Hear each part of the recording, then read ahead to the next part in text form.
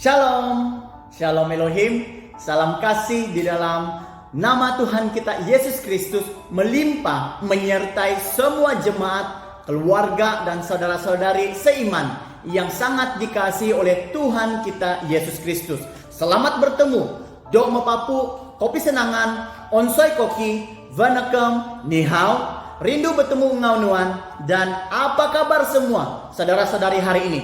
Apapun keadaan kita semua, marilah kita terus berharap kepada Allah supaya kita semua senantiasa dalam keadaan sehat secara roh maupun fisikal kita, dan senantiasa dilindungi serta diberkati oleh Tuhan kita Yesus Kristus. Saudara-saudari yang diberkati oleh Tuhan, renungan firman Tuhan yang akan kita pelajari pada hari ini terambil di dalam surat Efesus bab ke-6 ayat 12 hingga ayat yang ke-13. Terjemahan versi Borneo. Sekali lagi, di dalam surat Efesus bab 6 ayat 12 dan ayat yang ke-13. Firman Tuhan berkata demikian, saudara. Sebabnya kita berlawan bukan dengan darah dan daging, tetapi dengan para penghulu dunia daripada kegelapan zaman ini, para pemerintah dan penguasanya, dan tentera roh iblis di udara. Oleh itu, pakailah selengkap senjata Allah supaya kamu dapat bertahan pada masa yang penuh kejahatan dan berdiri tegap setelah kamu melakukan segalanya. Saudara-saudara yang diberkati oleh Tuhan, melalui kedua ayat yang kita baca sebentar tadi, saya membawa satu tema kepada kita, yaitu hakikatnya iblis. Sekali lagi, hakikatnya iblis. Realiti kehidupan orang Kristen hari ini adalah berlawanan dengan dunia, adalah melawan dengan dunia yang jahat. Musuh utama yang dimaksudkan oleh firman Tuhan bukanlah sesama manusia, tetapi roh jahat, yaitu si iblis. Roh inilah yang menyesatkan dunia. Antara hakikat iblis sebagai musuh orang percaya hari ini adalah yang pertama, iblis itu jahat. Benar, iblis itulah sebagai kuasa jahat itu sendiri. Dalam 1 Yohanes 5 ayat 19 mengatakan bahwa seluruh dunia berada di bawah kuasa si jahat. Kuasa iblis itu memang bertentangan dengan kebenaran Tuhan kita. Sebab itu setiap orang yang sudah ditundukkan oleh iblis akan menjadi seseorang yang jahat. Nah, jahat secara pikiran dan kelakuannya. Bukan itu saja, orang itu jahat sebab tidak tunduk dan taat kepada Allah kita. Yang kedua, iblis itu kuat. Benar, bahwa iblis itu kuat. Dia adalah pemerintah-pemerintah, penguasa-penguasa, penghulu-penghulu, dan roh-roh. Tetapi yang dimaksudkan oleh Paulus di sini adalah kekuatan mereka memang kuat, tetapi hanya kuat bagi manusia yang tidak percaya kepada Yesus. Lihat di dalam 1 Petrus bab 5 ayat ke-8.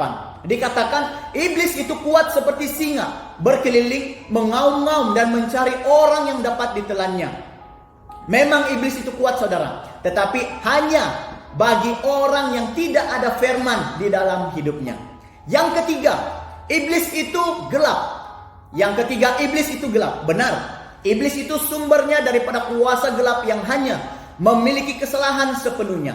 Kesukaan iblis adalah semua mengenai ketidakbenaran, ketidakadilan, dan suka hal-hal yang buruk.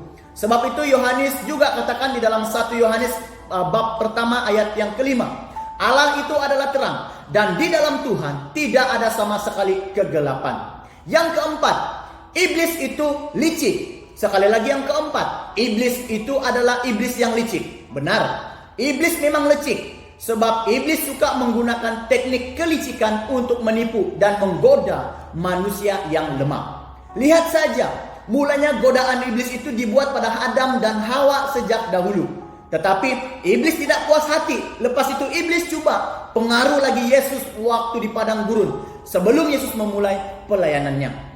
Iblis memang tidak pernah jujur, saudara. Semua perkataan kata-kata iblis itu hanya kebohongan sahaja yang ada. Bak kata kita, janji manis hanya di bibir saja. Namun, karena Yesus itu adalah firman Allah sendiri, maka iblis dikalahkan oleh kebenarannya. Haleluya, saudara. Justru itu kenalilah musuh kita. Jika kita mengenal siapa musuh iman kita yang sebenarnya, maka kita tidak akan mudah dikalahkan oleh iblis. Sebab kita ini miliknya Allah. Tidak ada yang dapat merebut kita dari tangan Tuhan yang berkuasa. Haleluya, saudara. Mari kita berdoa.